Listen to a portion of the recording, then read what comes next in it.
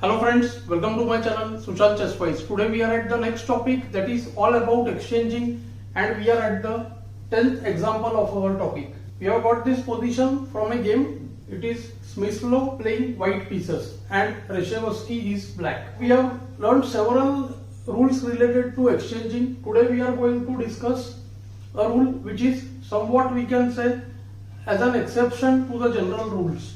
Generally what we say, we avoid exchanging of good piece against opponent's inferior piece. We generally don't exchange when we are ahead in development, and we exchange generally when ahead in material.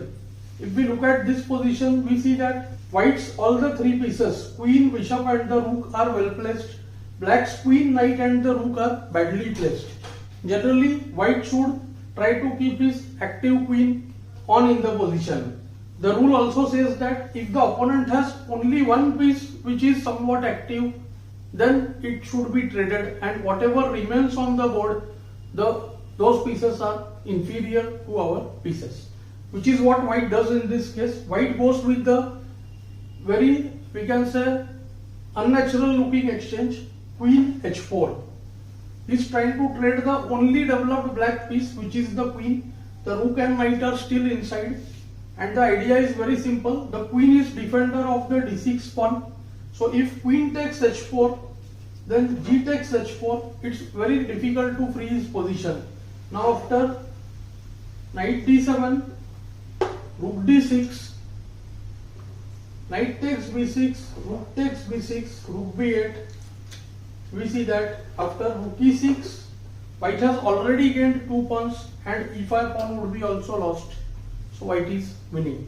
Thus exchange of queen leads to instant losing position for black. Black went with the move qd7, keeping d6 protected and avoiding the exchange of queens. White still pursues with the plan. He goes qd8 check, queen takes d8, bishop takes d8. Again we see now the d6 and the e5 pawns are weak, and at least one pawn will be lost. After the move nc6 here, there is just bishop c7.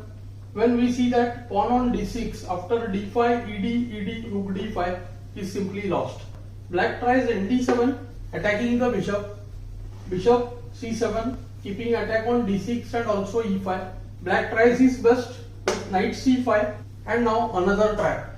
White can go with rook d6 and bd6 both, but the move bd6 instantly is a blunder. Black has rook d8.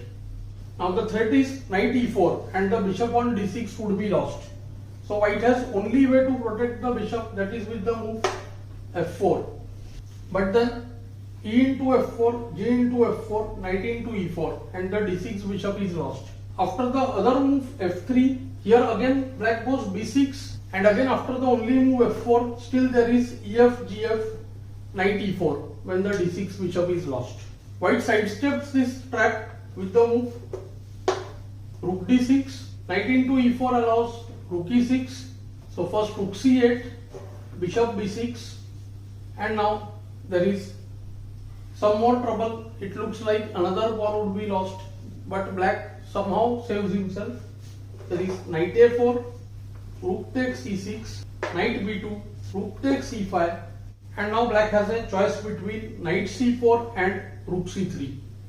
So black goes for the best defensive resource over here. After the move rook c3, which is quite natural but unfortunately loses by force, there is the move bd4, forcing rook c1 check, kg2, and after knight c4 we can see that rook e7 or rook e8 check, kh7, rook e7.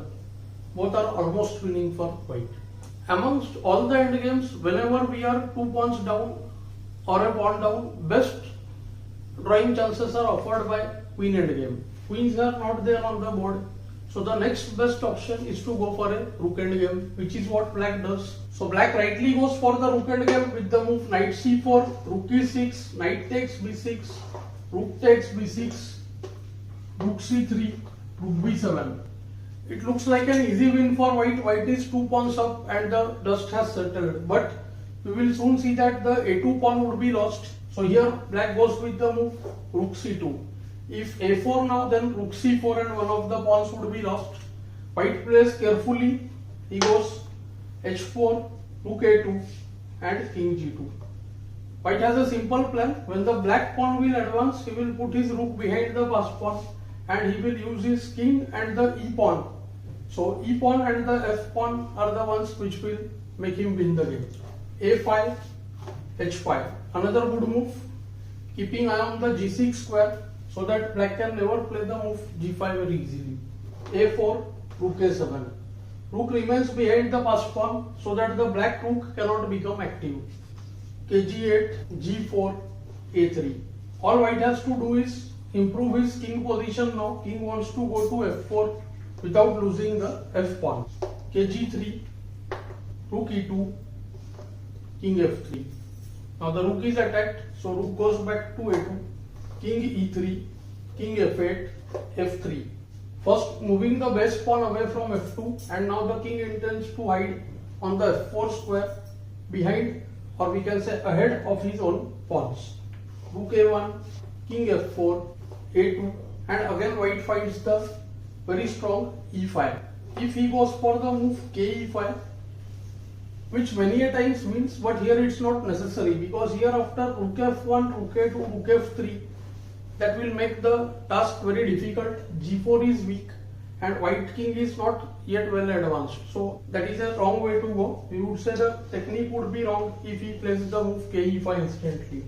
White goes e5, king g8, king f5, rook f1, rook takes a2, rf3 check, and now we see that because of the pawn on e5, white can just play kg6. There is no rook f6 check, and he threatens rook a8 check, rook f8, rook f8, king f8, e6, ke7, kg7 when white wins. Black goes king f8. After the move rook f8, rook a7 simply wins. Rook a8 check, king e7. Here white has couple of ways to win. He can go with the move rook g8, or he can also use the move rook a7. In the game white went rook a7, king f8, rook takes g7, rook f4 and king takes h6. The g4 pawn gets protected. Black chose to resign over here as there is no point in playing further. White has 3 extra pawns and he can use either the g pawn to promote, or he can use e6 followed by rook f7, which would win very easily. So in this example we discussed how an active piece was traded for a passive piece because all other pieces were not well placed for the defender. I hope you will find the lesson useful and instructive. Thanks for your time.